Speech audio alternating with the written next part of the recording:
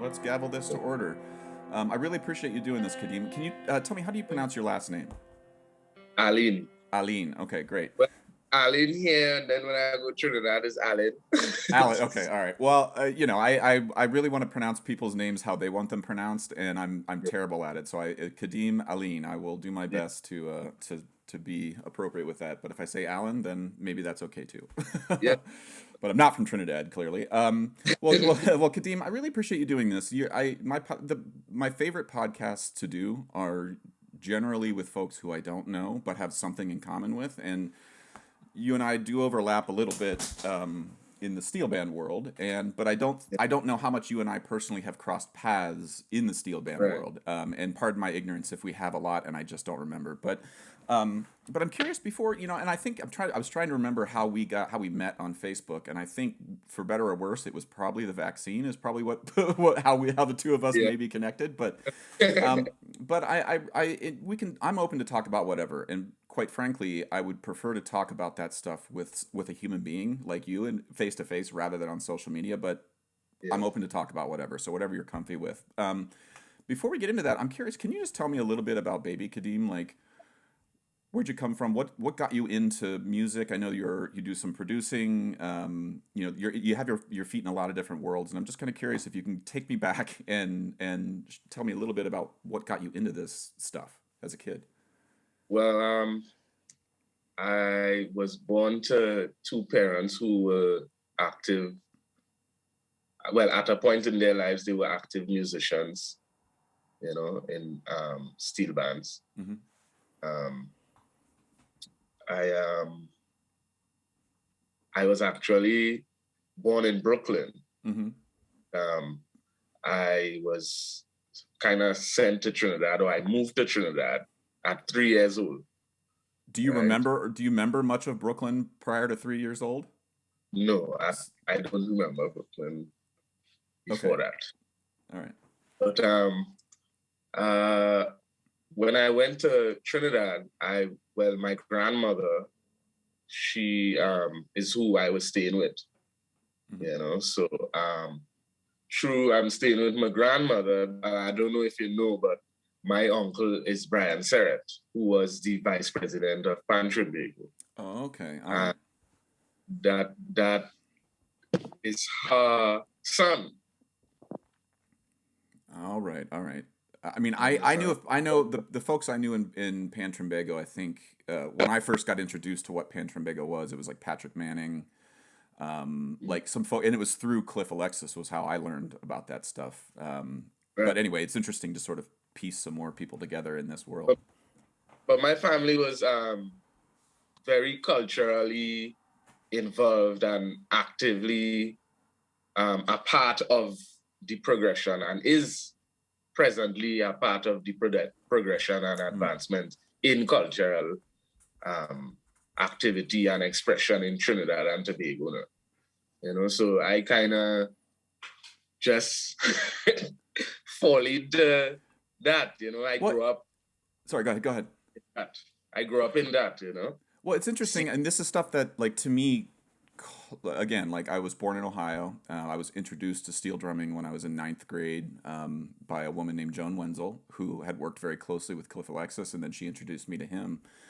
And the very first things he said to me as a 17-year-old kid in high school, like he showed me these scars on the back of his head from when he was beat by a policeman in Mm. Trinidad for playing pan. Yeah. And as a 17-year-old, in a very small town, like I knew the cop in my town. Her name was Mrs. Hanner. She was Steph Hanner's mom, like, and so like for me, Yeah. I was ignorant to the way some stuff played out in the world historically between positions of power and folks who are being oppressed. And so whatever I learned that in fifth grade, or sorry, ninth grade, I was like, that is the craziest shit I've ever heard in my life. Why would anybody ever do that? And when I left town, I moved to the East Coast.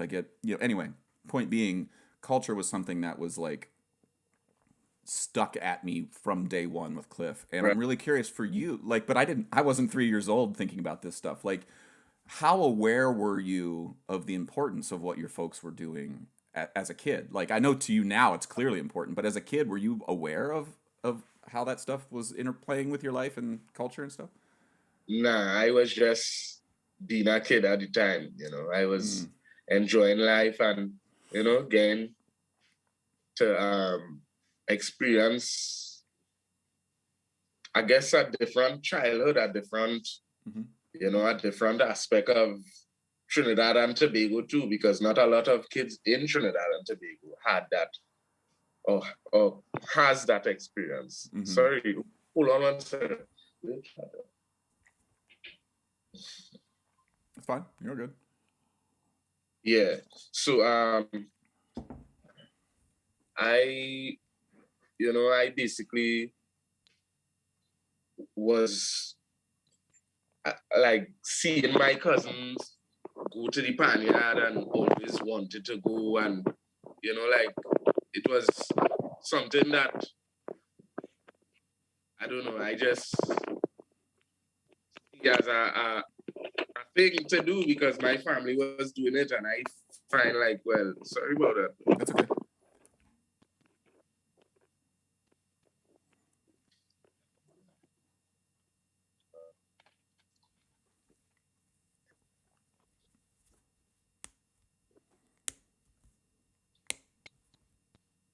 Yeah, but I basically just was enjoying life, enjoying my being that I came from Brooklyn, it had its moments that the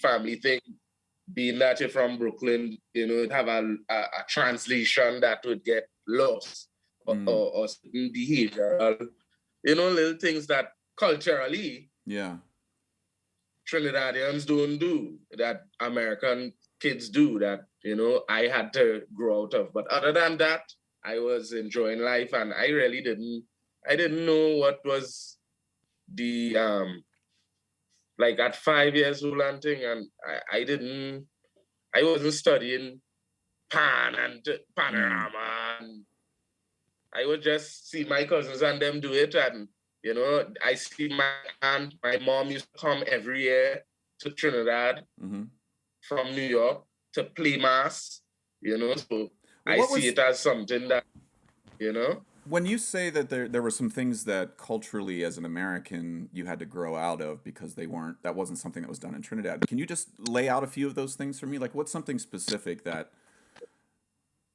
Like, well, Trinidad have a very colonial background. They're very, so certain discipline habits or methods that they would use would be probably a little bit, or considered a little bit harsh. And in America or Trinidad? In Trinidad, right? Okay. So when I went to Trinidad, being that I already had a personality, me, growing up in America, seeing certain behaviors, and how it is with kids. Yeah.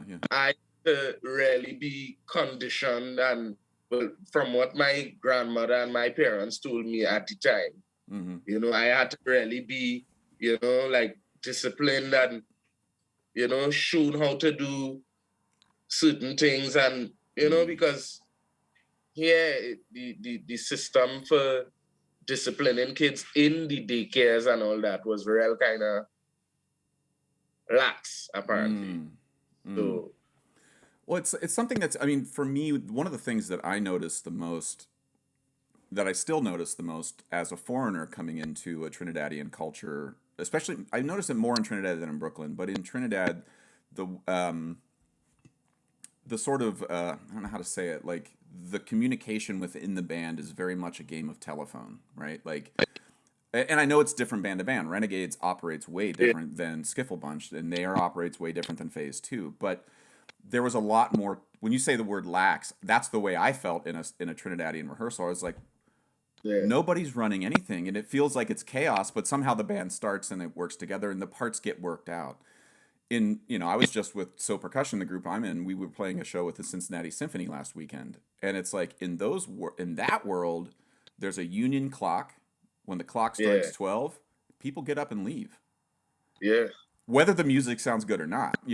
And so for me coming to Trinidad and being like, no, I get it. We can rehearse for 12 hours. That's awesome. But I'll bet this rehearsal could be 8 hours, And then orchestra rehearsals, yeah, I get it. 2 hours, it's nice to be done after 2 hours. But we could rehearse for 5, Yeah. can we Yeah. find a middle ground here? And like, to me, those are just, there's no value judgment there, really.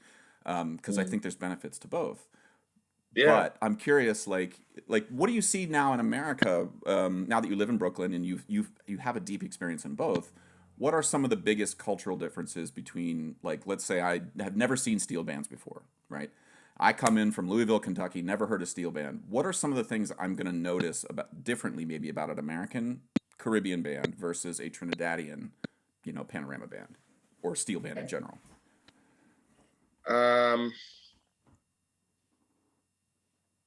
Just appreciation, for people. Appreciation for people, and for people's time and effort, that I think is a real profound thing that Americans kind of because we kind of get conditioned that time is money. Yeah.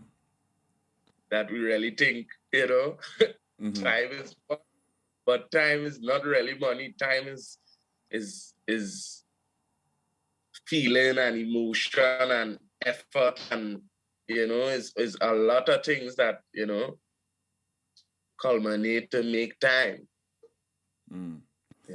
Yeah, I mean, it's that value. It's an interesting thing. I mean, I think if I'm just clocking some, thinking ahead to what maybe we'll talk about in terms of the sort of societal views around the vaccine, for example, or vaccine hesitancy. Like, there's a lot of assumptions that get made, and when I was growing up, the predominant, like, one of the many stereotypes that happened, or that I was told, was like, black people are going to be late to everything. Nothing's ever going to start on time or end on time. Right? And those are like some of just stereotypes.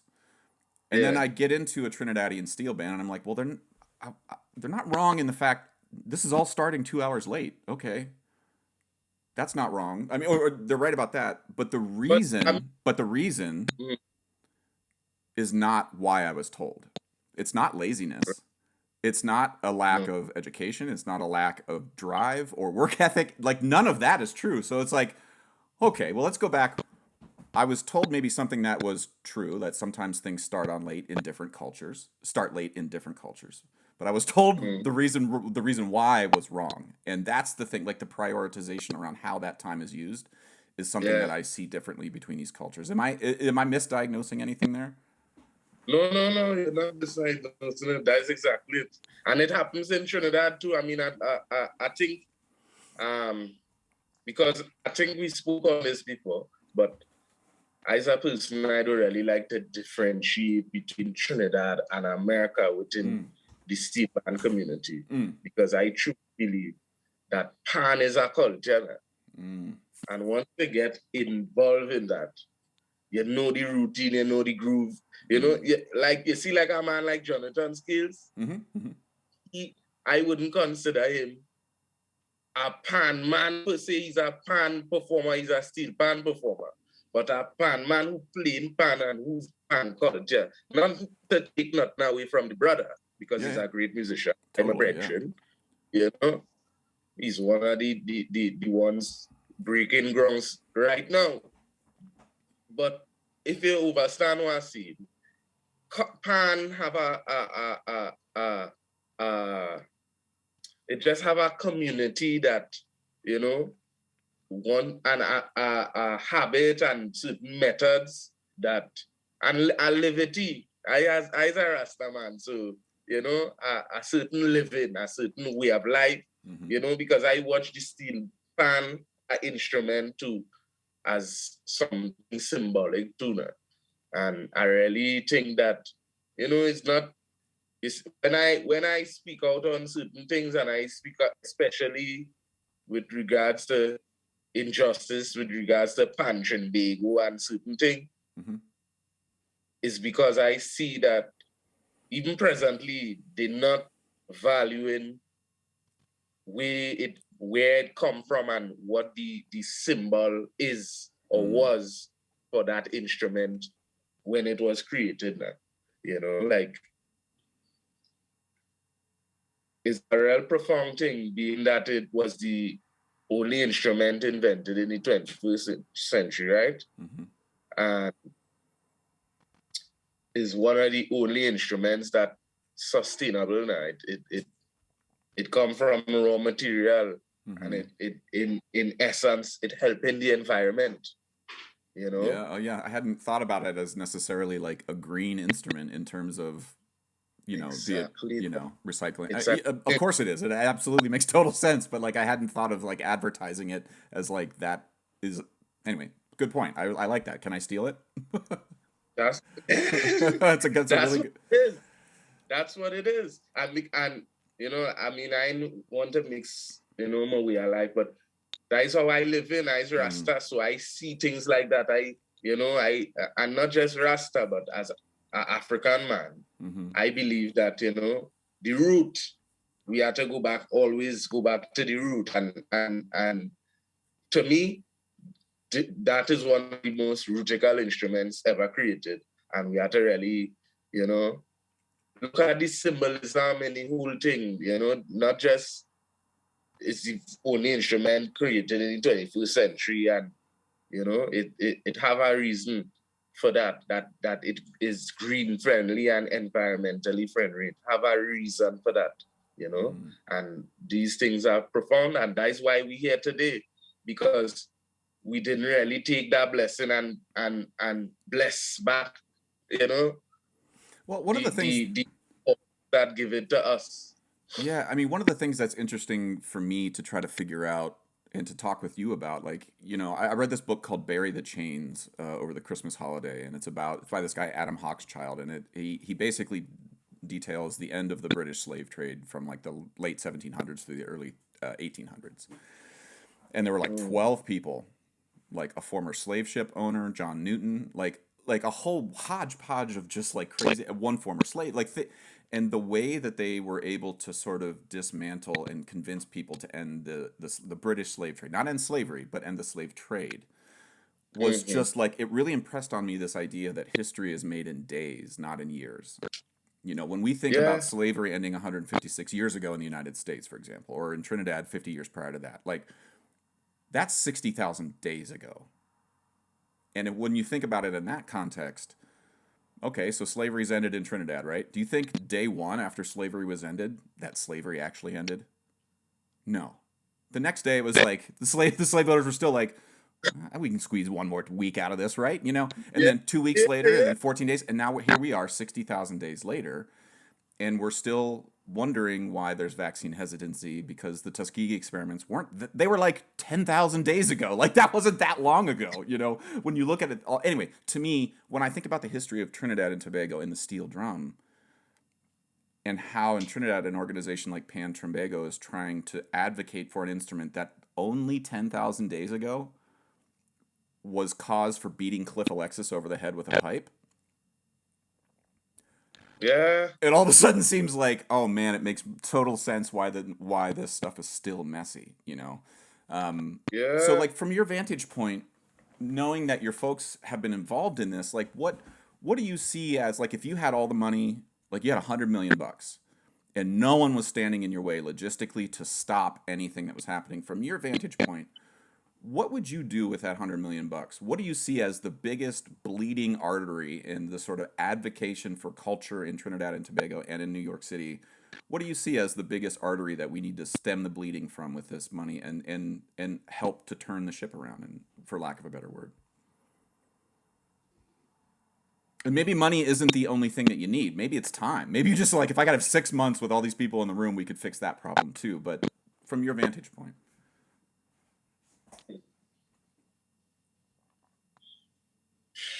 The answer can also be I don't know. Like I'm fine to say I don't know too. Sometimes, you know, that's a big question. And a real deep question you answered it. Because, you know, and I emotional about it. That's why it's taking so long. No, please. You know? But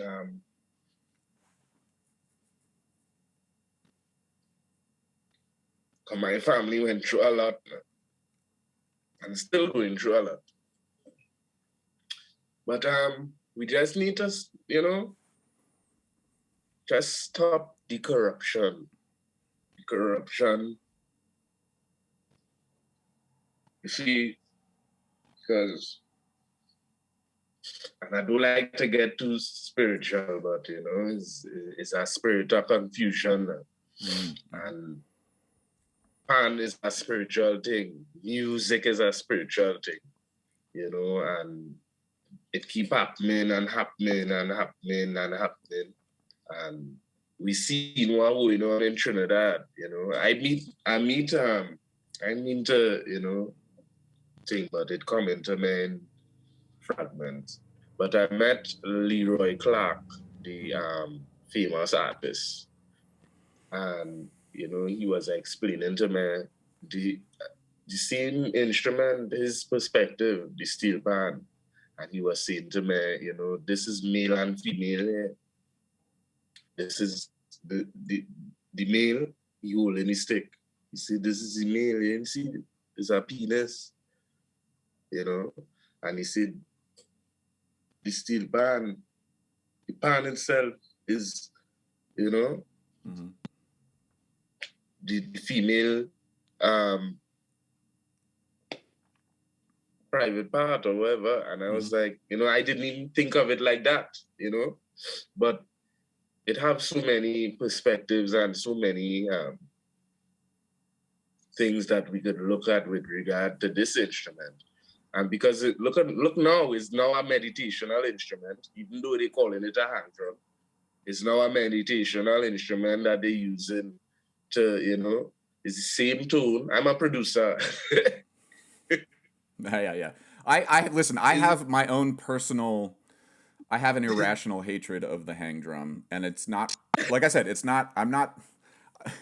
irrational. And it's because before I learned about any sort of the background of the hang drum and there were so many gigs I've been on where people are like, all them things hurt me real dread to see them things happening, you know. It really hurt because, you know, I grew up seeing Liam Teague on TV, wanting to be Liam Teague. I grew up seeing Liam Teague come on TTT. I used to wait for that video, Hands of Lightning, bling, donkey, donkey, donkey, donkey, donkey, donkey, listen, just you singing that makes me want to go practice and not play in public. Just because I know you and I watched that video at the same time. I think just in different parts of the world, feeling terrible about my playing afterward. And that is true inspiration, boy, to see fellas and you wanting to be, you know, and they look like you, and you know. And you know, so all them is what inspired me. Now, it kind of, you know, I thought it would have grown and developed into something, you know, fruitful and up, but it just seemed like, you know, it depreciate and, you know, it bubbled down into something that is non-existent now. You hardly see a pan man on TV. I mean, you might see them more now because, you know, it are 1-2 stations trying to keep the culture alive, which is awesome. Is one, you know, but I really think we just need a station in Trinidad, a TV channel, a YouTube channel, Trinidad culture and history, because Trinidad and Tobago is a place and geographically that affected so many parts of the world. You know, is be so amazing to hear stories about, you know, Trinidad and who in Trinidad and what they do in Trinidad. You know, it's at a time I was in the airport in Texas and a man come and sit down next to me and thing, and say, he like me here or something. And he hear my accent and he say, you from Trinidad, right? And I watch him like, and he say, I know you wondering how I know that. But because he went to Trinidad and he in the base down there, when they had the base in Macri, he was in the war, and so it have them.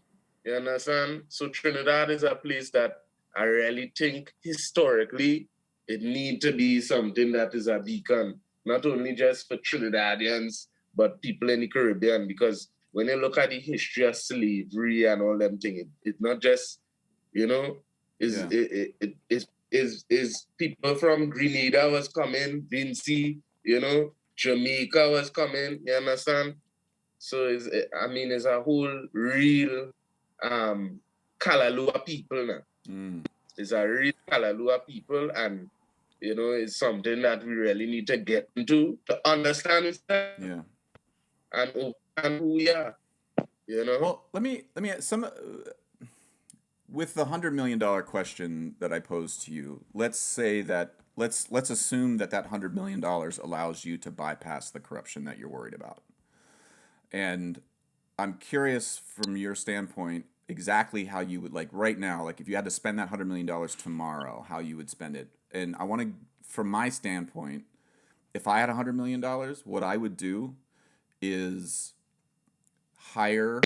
seek out a team of 100 people who were musically, and when I say musically literate, I'm saying like have the ability to transcribe, write down stuff in Sibelius or Finale, can record it, and are constantly with the driller and the arranger at every rehearsal from day one in Trinidad after the New Year, just cataloging everything. Because every year, 30 to 40 junior panoramas, single band pieces, and large conventional band pieces get written and disappear. And one of the reasons that we all look to people like Beethoven or Bach and we're like, oh my God, these were the four, it's because their music was written down. We have it still, And Jit Samaru, Bugsy Sharp, Robbie Greenwich, Pat Bishop, Mia Gormandy, like there's a whole handful of folks here who are writing music that just disappears. And it crushes me every year. Devon Stewart, Kendall Williams, Odie Franklin, like the list goes on. And in 200 years, if those panoramas aren't around or those small pieces aren't around to look to and be like, this is what was happening, to me, that's my worry. So I don't know if that's the best use of that money, but to me, that's the thing I see sort of going down the drain every year in terms of culture is the music itself. I would do that. I also have a plan that is actually active. I was actually looking for the plan to create a cultural arts facility now. You say $100 million, I think that's how much it did cost. Mm-hmm. And it's a cultural arts facility that was to really house, many different businesses that are derivatives from the steel band and cultural expressions in Trinidad and Tobago.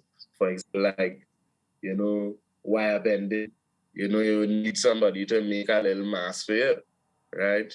And even with pan, it has steel pan crafted that, it's something that you need workers, you need people to help out the tuner. Mm-hmm. You understand? Especially if you're creating a facility.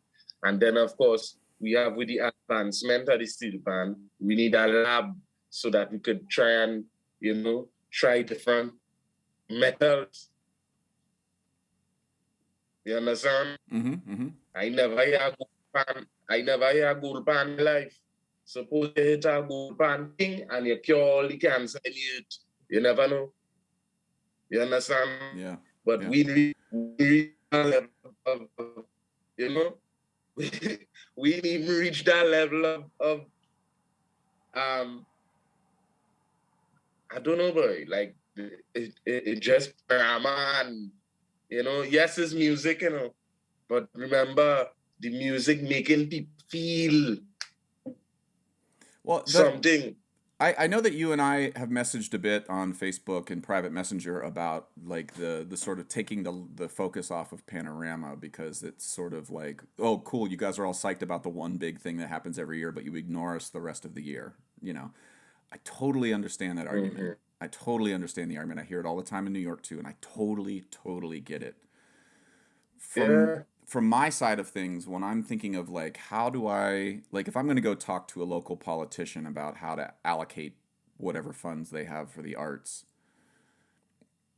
if I'm advocating for football, for example, but the one thing I want to remove from everybody's viewer is the Super Bowl, I do wonder, even though I think I understand why the Super Bowl isn't the like determining factor for what's a good football team, but like the panorama is the thing that really hyper focuses the world on this thing that you all are doing. And I just personally want to lodge the sort of worry, not a complaint, but a worry that if that goes away, or if there's a focus taken off of that, that it might actually make selling the other stuff a little harder. But again, Um, I'm just speaking from a little ignorance but here because, you know, obviously. but I'm not really putting anybody on the realms. Is the music is people in front of, on BT, and like, guys like Robert Greenidge, you know, is the music. Mm-hmm. It's the music. A lot of, I've seen everybody playing covers these days, which is nice. You're showing your skill, but we need music. Mm-hmm. You understand? Ralph Robertson and them was doing something, creating genres like, pan jazz and, trying to, because it's about the music. Mm-hmm. You understand? Mm-hmm.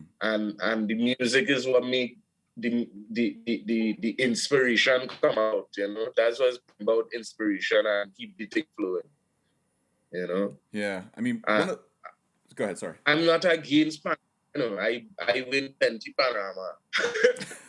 I've never won a panorama, so that's maybe where I'm speaking from. Once I win one, I can be like, fine, get rid of it. I don't care, whatever.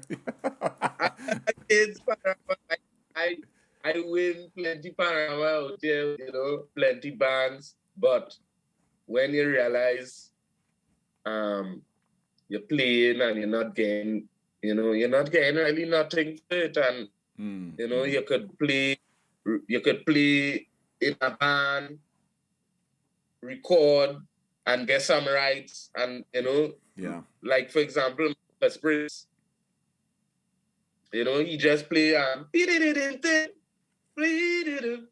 and that playing all over the place, he getting money for it. Mm-hmm. You understand? So these are the things we have to try and create. We have to try and make a man like a Miles Davis, or a Christian Scott.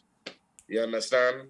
We have to put a pan man in them pieces, in them spaces, and create that vibes from Trinidad. Look at what Christian Scott does do with his, I don't know if you know Christian Scott, but he uses, the elements where he come from in Africa, and cultural diversity and elements to create his music. I actually working on a project right now with for real band to try and not bring back, but keep pan jazz at the forefront now, boy, because a lot of what I've realized when I went Trinidad is a lot of the musicians know how to play R&B, gospel, and all the other genres.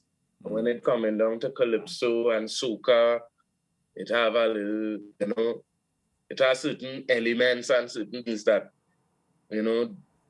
is being left out now, and these are the things that I want to try and emphasize on, because I've been around some of the greatest in Trinidad, and I just feel like I have something to say in that part.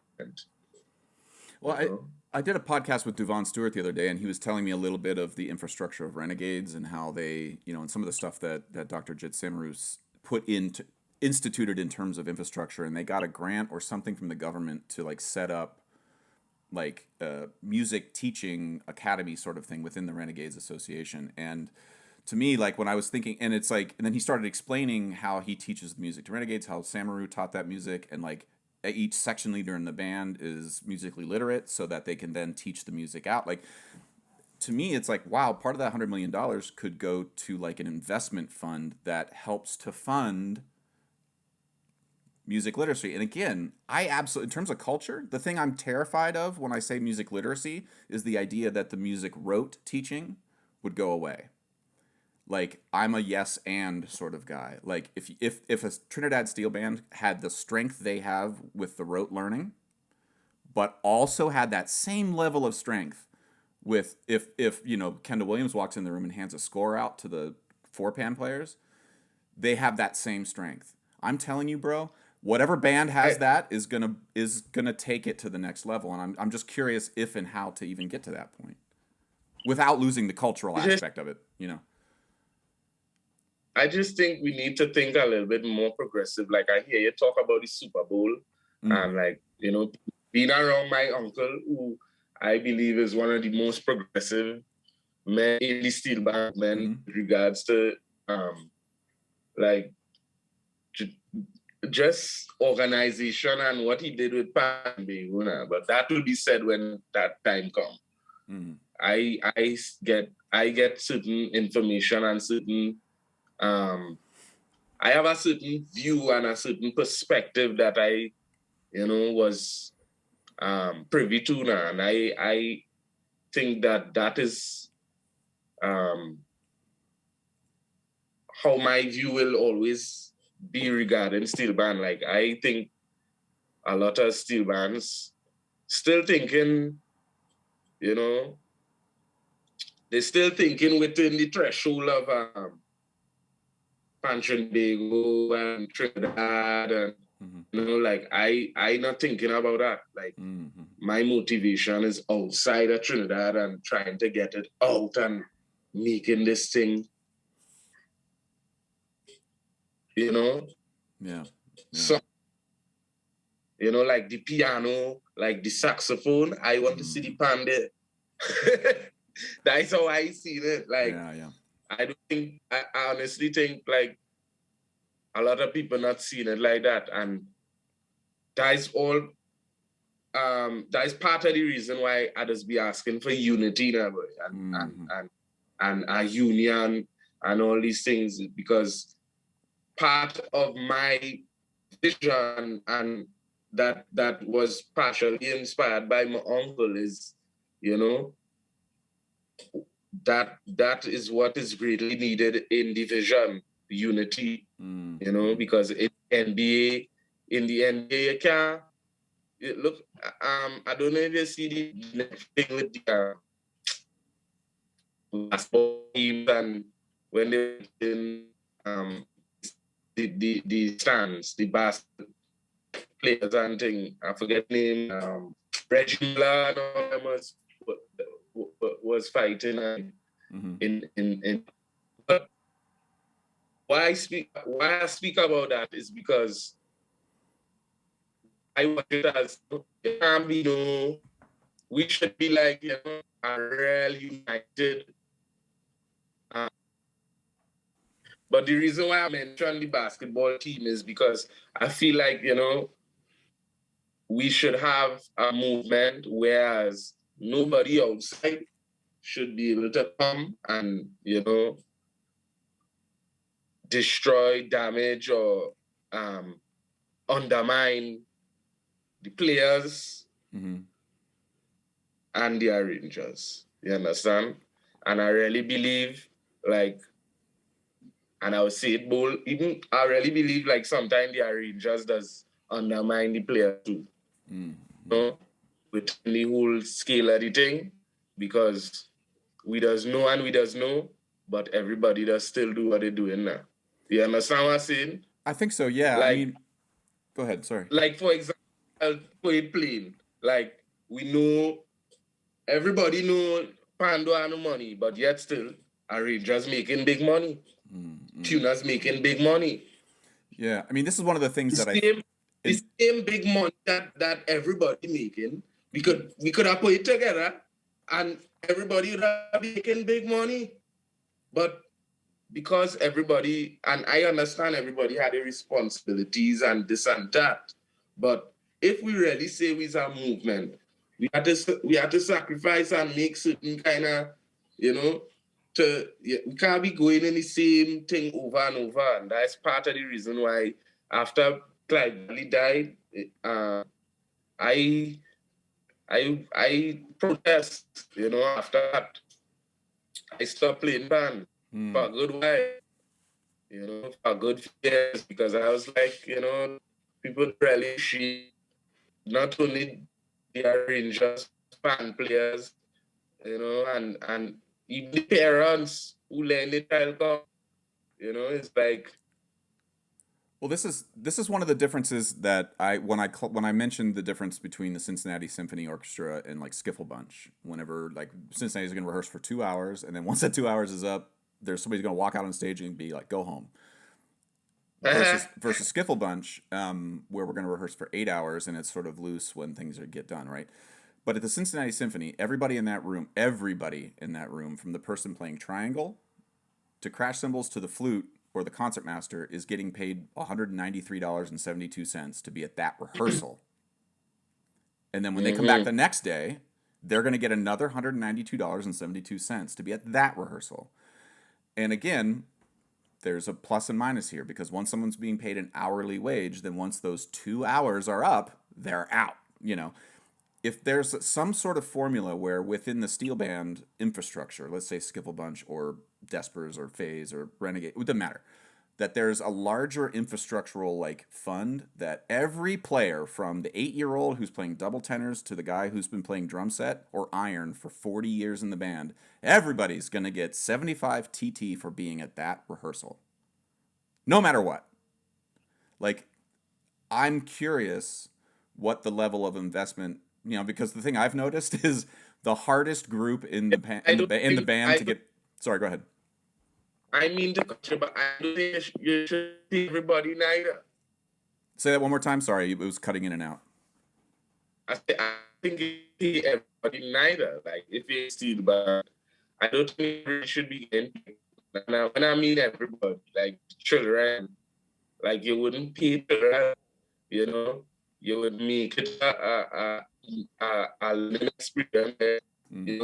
For example, band, and they let them, they work for certain credits or whatever it is, and according to how much credits they get in the steel band, the junior steel band, you get to play Panorama Night, or and according to how you're doing any practice in the big people steel band, you get to play semi-finals night,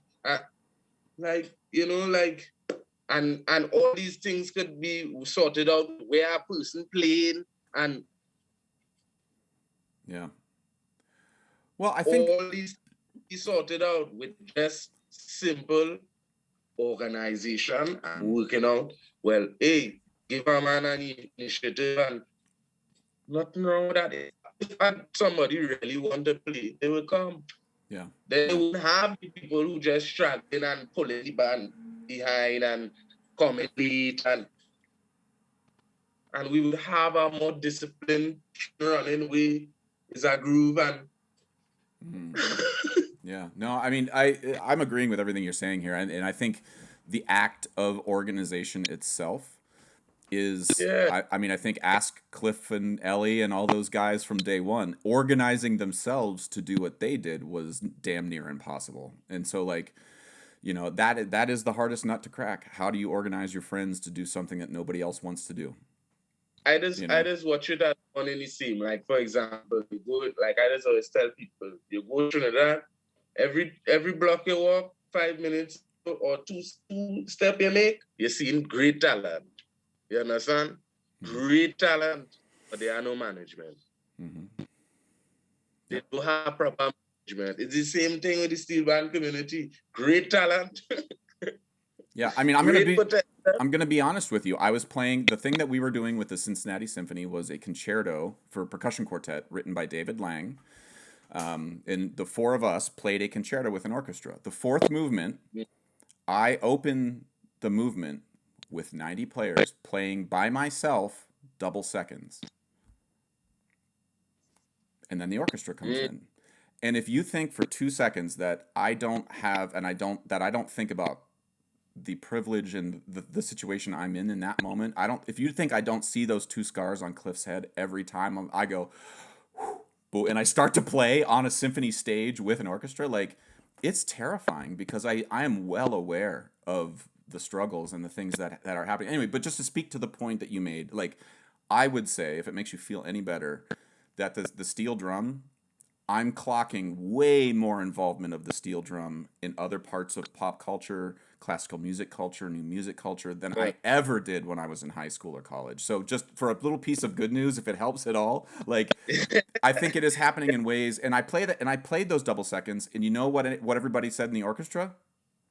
Great. And isn't that what the piano gets? That's what the violin gets now. Is like, cool. Like, it's not, it wasn't like nobody was walking up throwing change in my drum, asking me to play Jimmy Buffett, telling me to wear a flowered shirt. Like, to me, that was a tiny sign of like, all right, okay. like we need working in tiny ways. Yeah, we need a pan man to at least, and we don't really subscribe to what nobody think that we really because we rebellion. But same way, it would be nice if a pan man get a Grammy. You understand? Totally. It would be nice so that the youth and them come in anything could, hey, you have a Grammy. That is the motivation I have. Like when I see youth and thing playing pan and I'm a producer, I will let them know, well, yo, you have a talent, come in the studio. Mm-hmm. You understand? Yeah. Come in the studio, you write a song, like we do a little album, bam, bam, bam, and you jump out there and you do your thing. You understand? And you make your money. You understand? And they're teaching them now how to be an artist and how to be a producer and how to be, Well, you understand?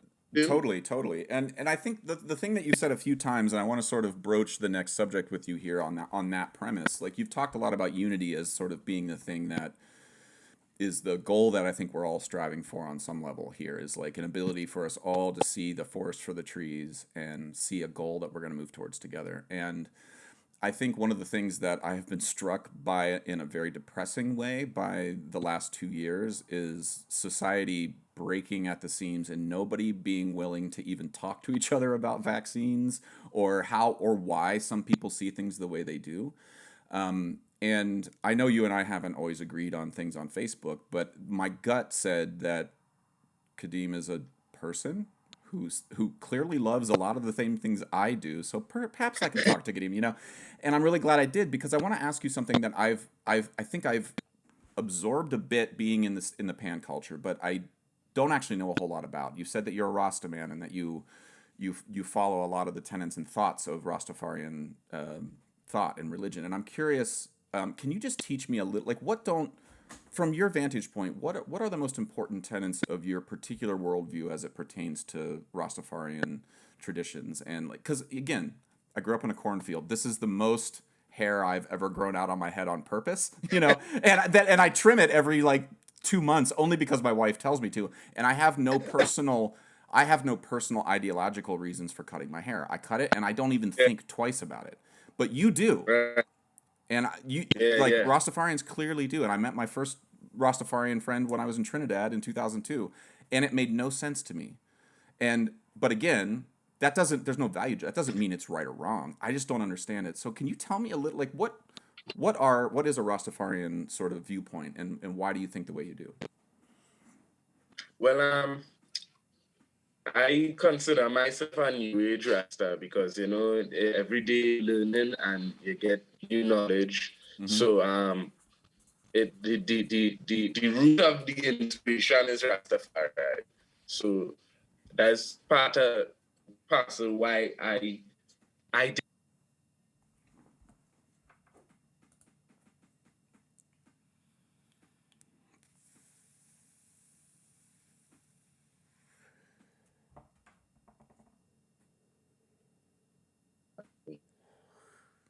Yeah. Oh, are you there? Yeah, I'm there. All right. I wonder, I can don't know you what. do me a favor? Leave your video off. Sometimes that makes the audio really clear. And despite, Okay. I love seeing your voice, seeing your face while you talk, but I wonder if it'll be clearer this way. Sorry, you cut out there and you were saying that you are a New Age Rastafarian. Yeah, yeah. Yeah, because you know, in reality, and I live in reality, the reality is that we don't really know who God is. We never really God. Nobody can really say, well, I went and talked to God yesterday and, here we tell me. You understand what I'm saying? Mm-hmm, mm-hmm. So for a man to tell me that, Selassie is God in reality, I take that in my reality, in my universe, and I see that, well, what they mean is that they see God in him. They see goodness, they see, they see something that I guess Christians would say is Christ-like. Mm-hmm, And, mm-hmm. People just revere him for certain actions that he did in history, and not only that, the bloodline is a revered bloodline, so within all of that, I gather that as, the godliness is in me. But within all of that too, I also believe that, every man is a humanitarian, so like we have a responsibility now, boy, not only to each other, but to the earth. You understand? And as human beings, we are as much a part of the earth as the earth and the rock and the trees and you understand? That is my whole psychology now, boy. So to put it, I really believe that it have a new age set of rastas coming in this dispensation here, because we don't really subscribe to a lot of what I would say is limitations or any like guidelines per se, because it have different mansions, right? It have 12 tribe, Bobo Shanti, you understand? I just consider myself Rasta, or a Selassiite, because I do read and research a lot of the works of His Imperial Majesty, and I take that very important to me and my family too. Can you I want to ask a specific question about my first exposure to Rastafarian culture was an anecdote about Bob Marley's death, that he got cancer, and that because of the tenets of Rastafarian belief that you do not cut anything that grows naturally out of your body, that he refused treatment and died of cancer. I don't know how much of that is actually true, but can you explain to me what is the Rastafarian belief about things like hair? Because it contributes to, I think, what a lot of white people see as style, like dreadlocks and head wraps and all of the things that are often misconstrued, I think, from the outside view looking in on black culture. Like, you think that everybody who has dreadlocks is Rastafarian, which is objectively not true. Like, in terms of Rastafarian culture, what is the belief? Why is the belief based? What is the belief that's based on sort of dreadlocks and cutting things off of your body? Or am I misunderstanding it? Well, I don't know about every Rasta on the earth, but I know it have well, for example, like I subscribe to the idea that it is the antennas, right? This is the antennas to the gods or to the heavens, right? Because they say we come from the earth. And then the next thing is I subscribe to is Jah wouldn't make nothing on your body to grow if you had to cut it. That ain't making sense. We make it to grow for if you had to come and cut it. You understand what I'm saying? Like, these is the kind of philosophies we subscribe to, like, and then of course the Bible, a lot of have a lot of Rastas who subscribe to the Bible. Like Bob Marley used to subscribe to the Bible, and they also said that, you know, Jesus had hair like wool. You understand? And so these are the things that kind of contribute to what we know today as the Rastafari culture. You know, but I personally, I just grew my hair because I grew up with a mother who used to subscribe to you know, the kind of Christian colonial vibes where I had to cut my hair every week and you know, for school and things. And I just really didn't like that, and I always used to wonder why I had to cut my hair, because I like my hair. And you know, I just, you know, do a lot of research, and where she eventually tell me I had to find a reason to grow my hair, and I eventually find Rastafari kinda, you know, and I started to seek certain knowledges about, because I was really into African culture, and my mother was, when I came back to America here, she was real into Black empowerment, and you know, me reading about James Baldwin and you know, certain great Black speakers and you know, intellects. So even today I would be doing like, I was just doing research on CLR James, who is a great Trinidadian historian, but you know, a lot of people don't know, if it wasn't for CLR James, it wouldn't have no market.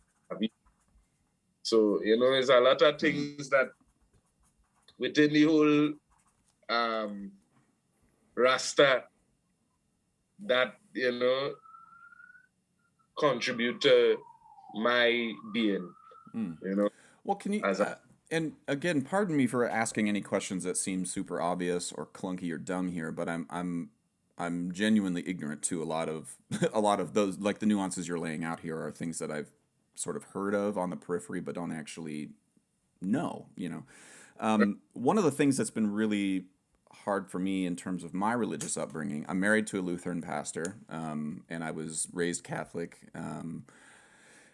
When I think of religion, or the things I've been taught, again, it's like being raised Catholic, everybody's like, oh, you must believe this one thing. And in the same way with Rastafarian, there are different levels to the Catholic game, and people believe in certain things that other people don't, you know. And for me, I've always been like, if God created everything, right? Like if we're so enamored, I'm talking about my religious upbringing, if we're so enamored with how amazing God is, then why are we so upset at the gays he created? Why are we so upset at the blacks? Why are we so upset at the, you know, religious or why are we so upset at Republicans? Didn't God create them too? Like, you know, like, and to me, I've always wondered, and now we're in this situation where I'm not talking about you. I have a lot of friends that I grew up with in Ohio who are very religious, but are using the religion as a reason, or like the belief that God made everything perfect. And I'm like, yeah, but God also made epidemiologists and scientists. I have a friend who works at Pfizer who's just a nerd, like a big nerd who wants to help people, you know? And so for me, I'm trying to parse all that out. Like, why are we as religious people okay with having the cutoff be like, well, God didn't create scientists, so we don't have to believe them? Like, I'm trying to, you know, what am I missing here? I love science. I actually grew up loving science. I was telling McGill the other day. I was saying to her, if it is, I get all the facts about this virus, and you know, I am totally secure in my mind, and that I have to take this treatment or this vaccine or whatever it is, no problem. But personally, for me, I am seeing a lot of things, and I have seen a lot of things, and my girlfriend has seen a lot of things that have us questioning, you know, a whole lot about what is going on. You understand? What are some of those things in particular, if you don't mind being specific? Because I have some things too. There's things I'm very frustrated with that I'm happy to lay out, but I'm curious from your end, like But what's I would also like to say that I am not very religious or anything like that, mm-hmm. and I didn't grow up Rastafari. I adapted Rastafari in my life after I was a staunch Christian actually in a Pentecostal church, playing keyboard, musical director, you know. So I went through all that, but I convert into Farai and I see the world through that lens, and I just truly believe that love is the conqueror now. Love is the only way, you know, we could really progress. And if we really look at the real meaning of love and use that, we will really truly get to where we is. But what was your question? I don't know that I formulated it very well, but I'm curious. One of the biggest disconnect that I'm frustrated with, the thing that drives me the most nuts right now, is the what I'm seeing as sort of a misunderstanding of the vaccine hesitancy from the far left in terms of looking at, like, I'm just going to paint with a broad brush, looking at like the black population as being ignorant to science, you know, like, whereas, you know, 2 years ago, but like for me, the reason I'm frustrated by that viewpoint is 2 years ago when George Floyd was murdered in broad daylight, the entire left in terms of politics was like, whatever black people say is the right thing. Yeah. We're going to have DEIA meetings. We're going to have grants. We're going to do scholarships for black, you know, underprivileged, because everything in society contributes to their position in life because of racism. I'm not saying I agree or disagree with that, but now here we are 2 years later. There's vaccine hesitancy in the black community, in particular in parts of Brooklyn, where they were only given the Johnson & Johnson vaccine, which was stopped a few weeks into it because of blood clot worries. Exactly. And then that vaccine was not necessarily accepted by the WHO or the New York City Excelsior Pass initially because it was only one dose. You know, like, here we are, and now basically the New York Times, everybody had no problem talking about the unvaccinated as being ignorant. And that really bothers me. Yeah. On the other side, sometimes when I'm talking with folks in the black community, there's a deep distrust of science. And I also have my friend who's a big nerd who works at Pfizer, who's just like toiling away. And I'm like, I know that she's just like toiling away trying to help. Like, and so I'm a little bit sometimes caught in this middle ground. And I think I would love to be able to have a conversation with people where I can just help express better. Like, it's not ignorance. They're not stupid. Are you fucking kidding me? I've been in that community for 11 years now, and it's not stupidity. It's not ignorance. It's deeper than that. And so what am I missing about how deep the distrust or mistrust of these things are? Like, I'm asking because I know that's a big question. I just don't know where to put my finger on it. Because it's real close, because the cases, and then too, they really not did. What happens is, we don't get representation in the media. We don't get the for example, look what happened the other day. I think somebody a white woman was missing and they had it all over the place. Oh yeah. I know who you're talking about. And so this is a prime example of the coverage that our community gets. So could you imagine right now, with the adverse reactions what's going on with people? It happening. It's people that I know. It's people that my girl know. It's people that, you understand? This is things that happen too close to comfort now, boy. You understand what I'm saying? And that is the issue right now with regards to the media and what they and a lot of people who saying that we ignorant. You know, the media and everybody is painting a very biased or one-sided view.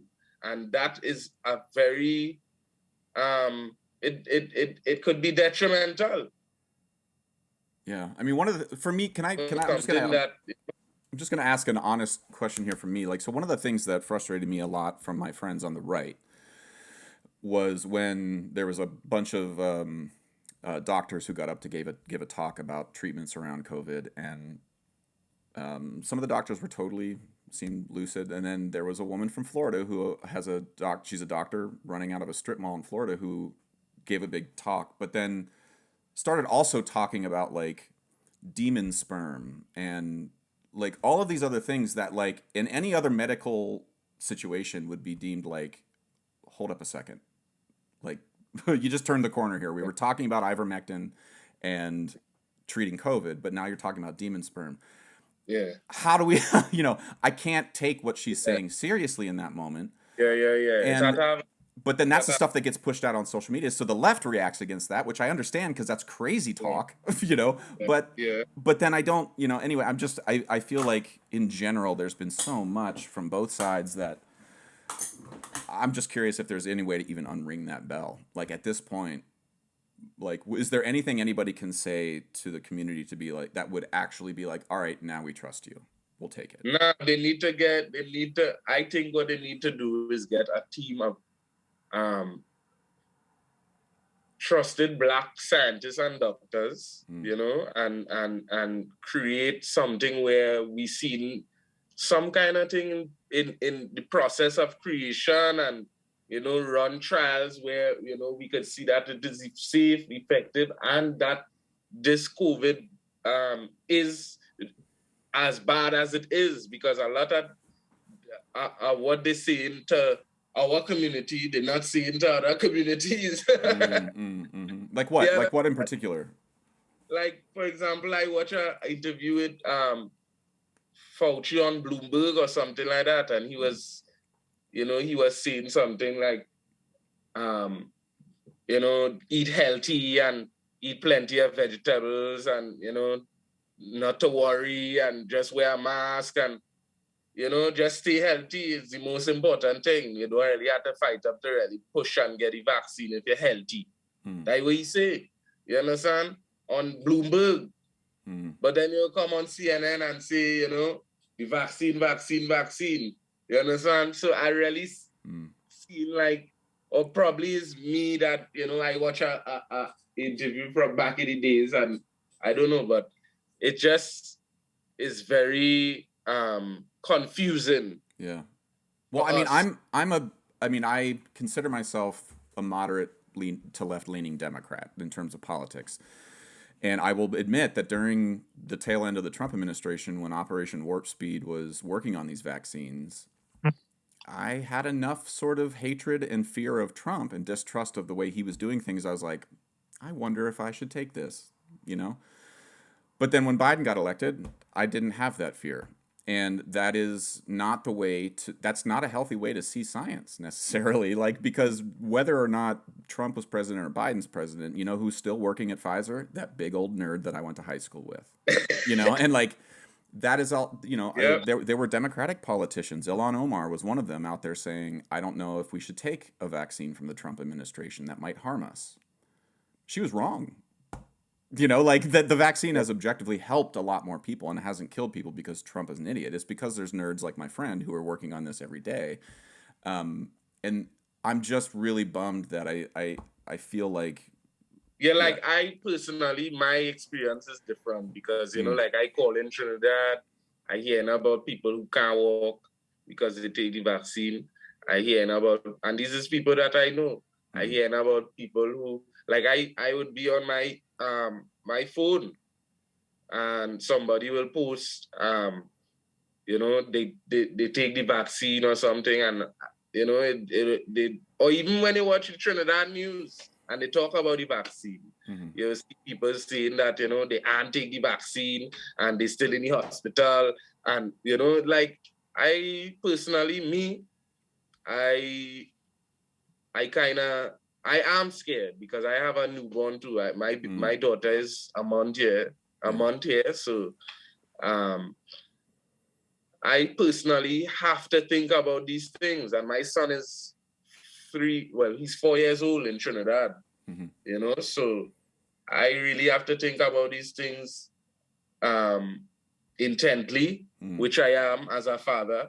But I can't really just rush into it. I really want to wait and see what the science saying or see what it is happens and see how far this goes because, I mean, we healthy, we don't really delve up in unhealthy practices or eating habits. You know, I might take my little sip of, 1-2 beer or something, but nothing wrong with that, right? You know.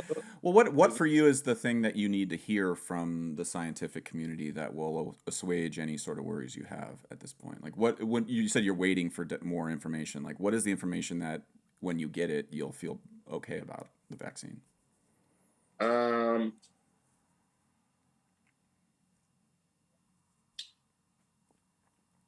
I want to hear that we will not have to be going back for shots every periodically, because that's what I'm hearing right now. Like, if I don't mind it just being a one-time thing, and it's a 2-shot, and that's it, and you build up whatever it is, the immunity build up or it. But that's not what I'm hearing. I'm hearing that in 6 months' time, they're gonna come and say, we're gonna have to take the same procedure again. And that is not what I am intending to do. I am a person, I grew up in Trinidad, where I just mind myself. Like my grandmother, when we have a cough, I tell her McGill the other day, she used to go outside, pull a bush and boil it and give you that to drink. Just so happened that one of the bush she used to pull out of the yard was cilantro. And to drink that as bush tea. That's what they call in cilantro up here. You understand? So these is the things that, I grew up on. And I truly believe that, well, we know as human beings and as sensible human beings that they get in these medicines from plants, so if the scientific community could tell me, hey, there are herbal and, vegan-friendly options available for all these things is important to me, because I don't want to be putting chemicals in my body, I feel like, that don't make sense. If it is thing had to happen, then thing had to happen. You understand? In reality, that is how life is. We come and we go. But that is not my intention. My intention is to live, and I really want to be prosperous and if it is to be that I have more children, I have more children. You understand? But I just personally don't like, the whole situation here. Because I want my child to have a normal life. I want both of my children to have normal lives, and I really hurting for them now. Every day I just be thinking about this thing, and it not only, it not taking a toll on me, but it taking a toll on McGill too, because, both of us are independent workers. Yep. We don't really work for, the system per se. So it taking a toll on us, because I'm a man, I just go to work and work with a lot of people now, and a lot of older people. Like, I do a lot of work for older guys in reggae, and, so I am conscious about it. So, it's things like that does take a toll on my mind, and then we had to take the train and all that stuff. So, Well, Kadeem, I'm really, really genuinely grateful for you being honest with me and having this conversation, because I wish that most folks on my side of the equation, in terms of politically speaking, would have more conversations like this. And I wish the same for the other side, because I do worry that, like, if I had not reached out to you, if we had not continued, and had you not responded to me because you thought I was a lunatic, like, I think neither one of us would have realized that actually, I think at the end of the day, both of us just want each other to be healthy and happy and alive. And I'm coming at you because I'm like, bro, you might die. I don't want you to die. I don't even know you, and like, and I think it can be easily interpreted by you that I'm coming after you and trying to like make you do something you don't want to do. And it's like, I think most people, and I'll speak for myself. Anytime I'm commenting on anything that you post about the vaccine or anything you comment on my half, it's only the premise from those comments is like, please don't die. Oh my God. Yeah, And it's just tricky whenever. I have brethren and thing who, take it already and thing. And like, for example, like I think being that I am Rastafarian too, I will be able to be more tolerant too, because remember we don't eat meat now. So when we go plenty functions, it don't have food for we now. That's objectively true. And then sometimes you might sit down in a car and somebody eating meat and you have to smell the meat. So these is things that or you're living with somebody and they does eat meat and you have to deal with the smell of it. So these are the things that I nurture for a while now, that tolerance. You understand? To just deal with, all right, that is your choice and this is my choice. And we could still be brethren. I love you same way, but they my choice. Yeah. A lot of people who came around me, used to be surprised because they think that based on my social media presence, that I am this very, we don't eat meat and put out that and like. Well, like you do. I will say this, Kadeem, your presence on social media is one of uber confidence.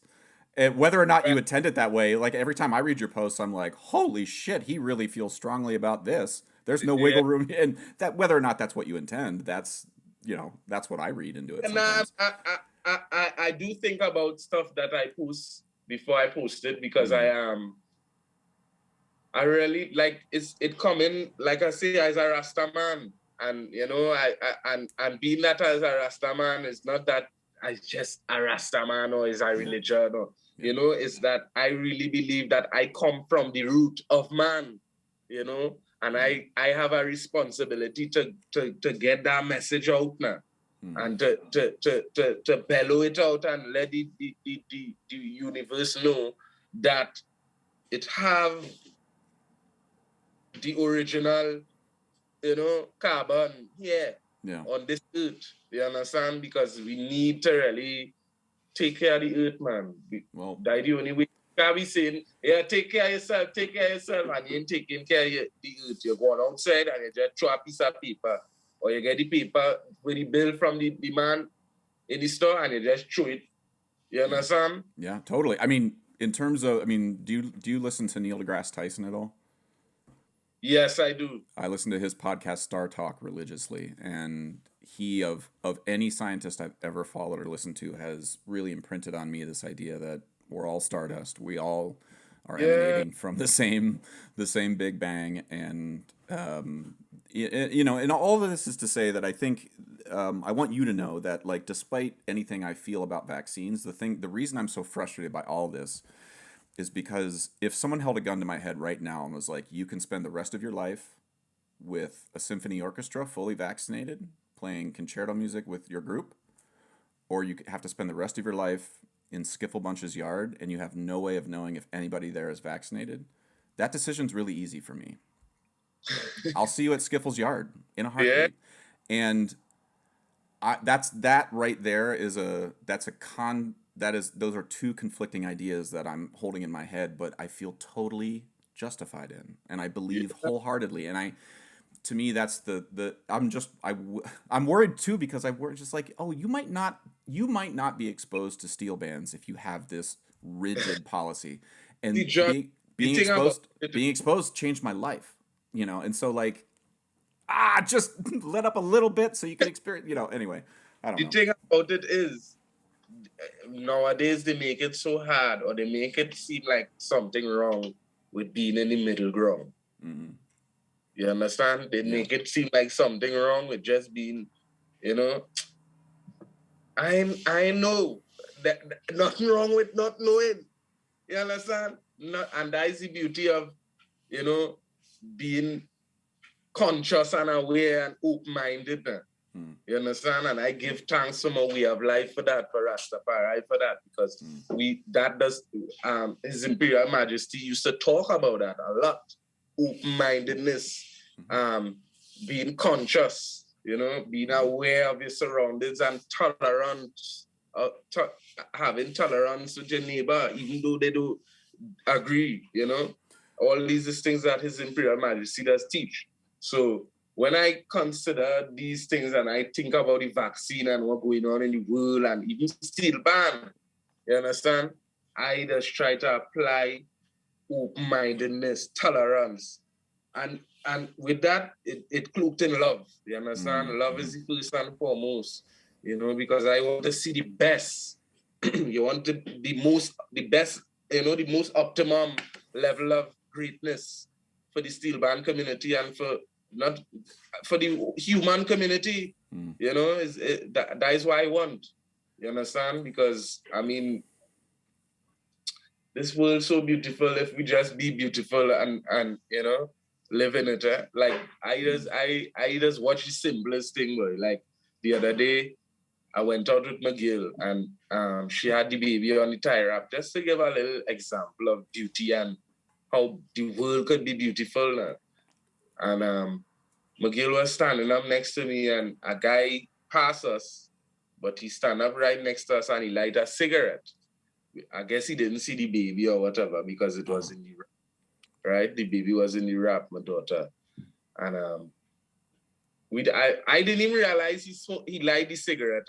Because I was watching, it had a drum line going on now. It had a drum line on Fulton. It was on Fulton Street in Bed-Stuy. And he light the cigarette or whatever, and I just engaged in the performance or whatever. And when I turn around to watch my girl, I see watchman, he say, brethren, I disturbing you. But I didn't even, I didn't acknowledge or realize he was standing there, and I realized he's smoking a cigarette. And I say, hey, well, yeah, you disturb the baby, And then he watched down and he realized it. But then I watched my girl and I said, look at that. You understand? He didn't have to say, you understand? Am I disturbing you? And that to me was so beautiful in that moment now, boy, to see that it still have, the man smoking a cigarette, but he still care about he are wrong. Well, this is something that I've clocked. Again, that I may be sort of painting with a broad brush here, but my experience of the steel band community since I was 17, and then especially since I went to Trinidad in 2002, has been one of, if it's clear to them that you're in it to win it, you're part of the crew. Doesn't matter what your skin color is. It doesn't matter what your religion is. Doesn't matter if you smoke. Doesn't matter if you do drugs. Doesn't matter if you drink too much. Like, everybody will figure out a way to keep you in the club as long as you return the favor. If a vagrant runs in the yard and starts attacking somebody, you jump on and you help. Like those sorts of things. Like, to me, that unity that you spoke of, like, it is a very big 5-letter buzzword that I think a lot of people don't understand until you're in it, until you realize that the person that you all day are arguing with about vaccines actually gets in a fist fight on your behalf with somebody you don't know to protect you. In my book, that offsets any sort of fight we might have about vaccines. And I don't know how to express or how to get other people to understand that until they just have the experience themselves.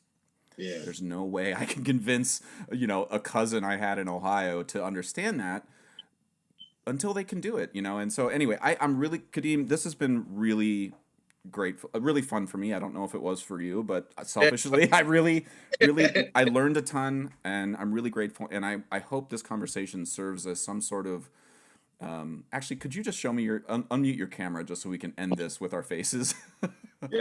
Sorry. There you are. Like, a little hot. I think if this conversation can serve as, if nothing else, just an example of how two people who clearly are from two different backgrounds can just have a conversation. And maybe not have fixed anything, but at least have a conversation. And then when we fight on Facebook later, at least you and I know that we're cool. Like, I don't care if anybody else thinks that we're cool. And I feel like that is worth its weight in gold. So from the bottom of my heart, Kadeem, thank you so much. And I really hope that we get to cross paths and tip a beer back and Yeah, for sure. I have some projects that it definitely includes pan people. Like I say, I really want the unity. I have ideas, and it has so much for we out there, but we just have to present yourself the right way, and do things in a certain way to get what we have to get. Because I mean, all these big artists, there's not big artists just so. It has certain paperwork and certain things that they do that, and we just have to get on that train and understand the business and understand what it entails to reach that level. And we'll get there. But we don't have a choice. That there's solitude in that. Like there's solace in the idea that we don't have a choice. So let's just do it and stop. I see a lot of men out there. I see a lot of treaties out there right now. What I think they should be doing is really trying to, get a presence, make a presence known. If you're out there, do your thing. What they go do? Send you back Trinidad and tell you stay too long? It's a pandemic. Yeah. You understand? So at the end of the day, it's about elevating and taking it to the next level. I like that Duvon out there. I want to see him do anything. He gone to California. I want to see him do a little music video, something. You understand? Yeah. These is the levels I want to see men doing, So well, it's happening, and on that front, Kadeem, my policy here is my door is always open. If you ever want to do another podcast, and it can be about a project you're working on, it doesn't have to be about anything other than a specific thing you want to chat about. I'm really grateful for your time, and I'm serious. I hope you stay healthy and safe, and I look forward to shaking your hand and giving you a big old hug in person when we can finally do it. All right? Yes, sir. Blessings. All right. Take care to you and your family, and we'll talk to you soon. Yeah, man. Same to you. See you, buddy. Bye. All right. Blessing. Okay, I hope you enjoyed that conversation. This podcast is brought to you by Liquid Drum, liquiddrum.com down in Waco, Texas. My good friend Todd Meehan runs an amazing percussion company down there. Great merch, great content. Check him out, liquiddrum.com. Also, Kyle Dunleavy, dunleavypans.com, DUNLEAVY pans.com. Kyle Dunleavy makes and builds all the steel drums that I perform and teach on in Percussion, as well as at NYU and Princeton. He's an amazing tuner, builder, just a really nice guy, very dependable. Check him out. If you are interested at all in steel pan advocacy, want to learn more about the goings-on in pan in Brooklyn, check out paninmotion.com. My good friend Kendall Williams, Jerry Guy, Trisha Guy, and Arisha John run an amazing organization called paninmotion.com. Check them out. And finally, Alejandro Mirage runs an amazing clothing apparel company in Brooklyn that is steel pan centric. You can check him out at mangochow, CHOW, clothing.com. I own a bunch of his shirts. They're amazing, very stylish, beautifully made. Check them out. mangochowclothing.com. Okay, hope you're well. Talk to you soon. Bye.